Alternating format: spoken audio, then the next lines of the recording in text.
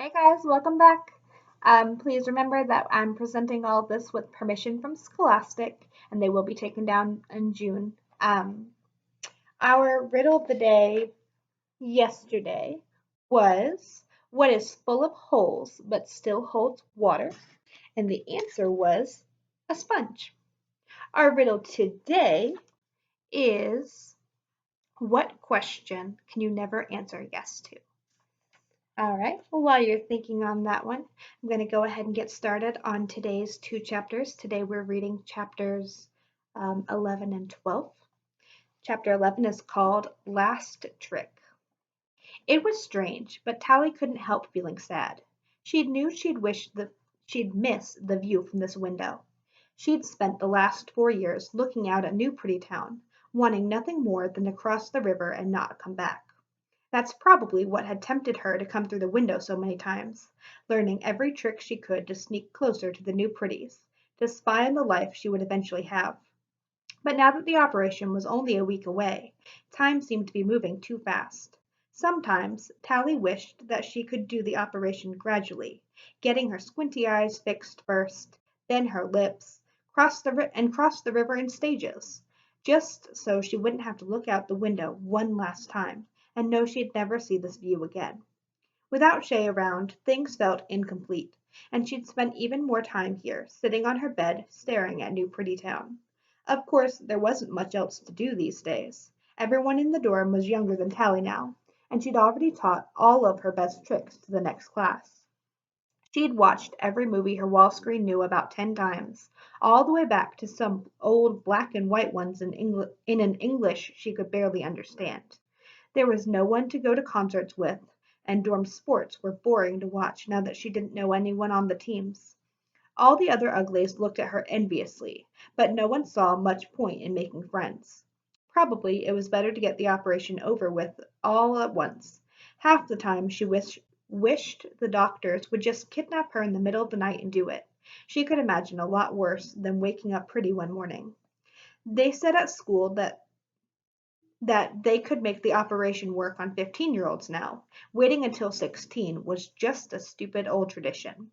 But it was a tradition that nobody questioned, except the occasional ugly. So Tally had a week to go, alone, waiting. Shay hadn't talked to her since their big fight. Tally had tried to write a ping, but working it all out on screen just seemed to make her angry again. And it didn't make much sense to sort it out now. Once they were both pretty, there wouldn't be anything to fight about anymore. And even if Shay still hated her, there was always Paris and all their old friends, waiting for her across the river with their big eyes and wonderful smiles. Still, Tally spent a lot of time wondering what Shay was going to look like as a pretty. Her skin and bones body all filled out, her already full lips perfected, and the raggedy fingernails gone forever. They'd probably make her eyes a more intense shade of green, or maybe one of the newer colors, violet, silver, or gold. Hey, Squint! Tally jumped at the whisper. She peered into the darkness and saw a form scuttling towards her across the roof tiles. A smile broke onto her face. Shay! The silhouette paused for a moment. Tally didn't even bother to whisper. Don't just stand there. Come on in, stupid. Shay crawled into the window, laughing, as Tally gathered her into a hug, warm and joyful and solid. They stepped back, still holding each other's hands. For a moment Shay's ugly face looked perfect. It's so great to see you. You too, Tally. I missed you. I wanted to. I'm so sorry about. No, Shay interrupted her. You were right. You made me think. I was going to write you, but it was all. She sighed. Tally nodded, squeezing Shay's hand. Yeah, it sucked. They stood in silence for a moment, and Tally glanced past her friend out the window. Suddenly, the view of New Prettytown didn't seem so sad. It looked bright and tempting, as if all the hesitation had drained out of her. The open window was exciting again. Shay? Yeah? Let's go somewhere tonight. Do some major trick. Shay laughed. I was kind of hoping you'd say that. Callie noticed the way Shay was dressed. She was wearing serious trick wear, all black clothes, hair tied back tight, a knapsack over one shoulder. She grinned. Already got a plan, I see. Great. Yeah, Shay said softly. I've got a plan. She walked over to Tally's bed, unslinging the knapsack from her shoulder. Her footsteps squeaked, and Tally smiled when she saw that. Shay was wearing her grippy shoes. Tally hadn't been on a hoverboard in days. Flying alone was all the hard work and only half the fun. Shay dumped the contents of the knapsack out on the bed and pointed. Position finder, fire starter, water purifier. She picked up two shiny wads the size of sandwiches. These pull out into sleeping bags, and they're really warm inside. Sleeping bags? Water purifier? Tally exclaimed. This must be some kind of awesome multi-day trick. Are we going all the way to sea or something? Shay shook her head. Farther. Uh, cool. Tally kept her smile on her face. But we've only got 6 days till the operation. I know what day it is. Shay opened a waterproof bag and spilled its contents along the rest. Food for 2 weeks dehydrated. You just dropped one of these things into the purifier and add water. Any kind of water. She giggled. The purifier works so well you can even pee in it. Tally sat down on the bed, reading the labels on the food packs. 2 weeks. 2 weeks for 2 people, Shay said carefully. 4 weeks for one. Tally didn't say anything. Suddenly, she couldn't look at all the stuff on the bed, or at Shay. She stared out the window at New Prettytown, where the fireworks were starting. But it won't take 2 weeks, Tally. It's much closer. A plume of red soared in the middle of town, tendrils of fireworks drifting down like the leaves of a giant willow tree. What won't take 2 weeks? Going to where David lives. Tally nodded and closed her eyes. It's not like here, Tally. They don't separate everyone. Uglies from pretties, new and middle and late. And you can leave whenever you want and go anywhere you want. Like where? Anywhere. Ruins, the forest, the sea. And you never have to get the operation. You what? Shay sat next to her, touching Tally's cheek with one finger. Tally opened her eyes. We don't have to look like everyone else, Tally, and act like everyone else. We've got a choice. We can grow up any way we want. Tally swallowed. She felt like speech was impossible, but knew she had to say something. She forced words from her dry throat. Not be pretty? That's crazy, Shay. All the times you talked that way, I thought you were just being stupid. Paris always said the same stuff. I was just being stupid. But when you said I was afraid of growing up, you really made me think. I made you think? Made me realize how full of crap I was. Tally, I've got to tell you another secret. Tally sighed. Okay, I guess it can't get any worse. My older friends, the ones I used to hang out with before I met you, not all of them wound up pretty. What do you mean? Some of them ran away, like I am, like I want us to. Tally looked into Shay's eyes, searching for some sign that this was all a joke. But the intense look on her face held firm. She was dead serious. You know someone who actually ran away? Shay nodded. I was supposed to go too. We had it all planned, about a week before the first of us turned 16. We had already stolen survival gear and told David that we were coming. It was all set up. That was 4 months ago. But you didn't. Some of us did, but I chickened out. Shay looked out the window. And I wasn't the only one. A couple of the others stayed too and turned pretty instead. I probably would have too, except I met you. Me? All of a sudden, I wasn't alone anymore. I wasn't afraid to go back out to the ruins to look for David again. But we never. Tally blinked. You finally found him, didn't you? Not until 2 days ago. I've been out every night since our fight. After you said I was afraid to grow up, I realized you were right. I'd chickened out once, but I didn't have to again. Shay grasped Tally's hand and waited until their eyes were locked. I want you to come, Tally. No, Tally said without thinking. Then she shook her head. Wait, how come you never told me any of this before? I wanted to, except you would have thought I was crazy. You are crazy. Maybe, but not that way. That's why I wanted you to meet David, so you'd know that it was all real. It doesn't seem real. I mean, what is this place you're talking about? It's just called the Smoke. It's not a city, and nobody's in charge, and nobody's pretty. Sounds like a nightmare. And how do you get there? Walk? Shay laughed. Are you kidding? Hoverboards, like always. There are long-distance boards that recharge on solar, and the route's all worked out to follow rivers and stuff. David does it all the time, as far as the ruins. He'll take us to the Smoke. But how do people live out there, Shay? Like the Rusties, burning trees for heat and burying their junk everywhere? It's wrong to live in nature unless you want to live like an animal. Shay shook her head and sighed. That's just school talk, Tally. They've still got technology, and they're not like the Rusties, burning trees and stuff. But they don't put up a wall between themselves and nature. And everyone's ugly. Which means no one's ugly. Tally managed to laugh. Which means no one's pretty, you mean. They sat in silence. Tally watched the fireworks, feeling 1,000 times worse than she had before Shay appeared in the window. Finally, Shay said the words Tally had been thinking. I'm going to lose you, aren't I? You're the one who's running away. Shay brought her fists down on her knees. It's all my fault. I should have told you earlier. If you'd had more time to get used to the idea, maybe. Shay, I never would have gotten used to the idea. I don't want to be ugly all my life. I want those perfect eyes and lips, and for everyone to look at me and gasp, and for everyone who sees me to think, who's that? And want to get to know me and listen to what I say. I'd rather have something to say. Like what? I shot a wolf today and ate it? Shay giggled. People don't eat wolves, Tally. Rabbits, I think, and deer. Oh, gross. Thanks for the image, Shay. Yeah, I think I'll stick to vegetables and fish. But it's not about camping out, Tally. It's about becoming what I want to become, not what some surgical committee thinks I should. You're still yourself on the inside, Shay, but when you're pretty, people pay more attention. Not everyone thinks that way. Are you sure about that? That you can beat evolution by being smart or interesting? Because if you're wrong, if you don't come back by the time you're 20, the operation won't work as well. You'll look wrong forever. I'm not coming back. Forever. Tally's voice caught, but she forced herself to say it. And I'm not going. They said goodbye under the dam. Shay's long-range hoverboard was thicker and glimmered with the facets of solar cells. She'd also stashed a heated jacket and a hat under the bridge. Tally guessed that winters at the smoke were cold and miserable. She couldn't believe her friend was really going. You can always come back if it sucks. Shay shrugged. None of my friends have. The words gave Tally a creepy feeling. She could think of a lot of horrible reasons to explain why no one had come back. Be careful, Shay. You too. You're not going to tell anyone about this, right?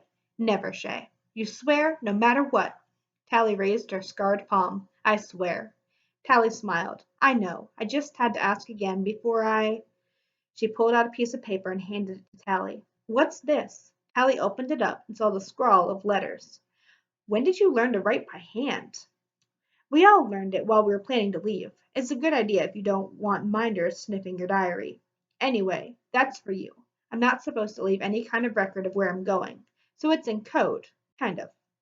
Tally frowned, reading the first line of the slanted words. Take the coaster straight past the gap.